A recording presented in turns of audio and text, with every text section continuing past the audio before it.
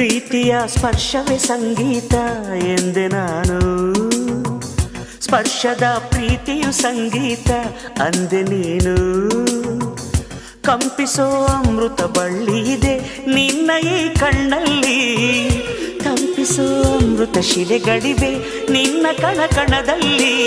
ತಾಜ ಮಹಲ ಕರಗಿಸಿ ಎರಕ ಹೊಯ್ದ ರೂಪಸಿ, ಹೊಗಳ ಮಾತುಗಳಲ್ಲವೇ ಅಲ್ಲ.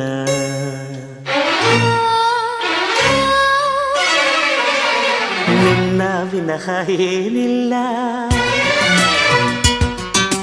ಪುನಃ ಪುನಃ ಕೇಳಿದ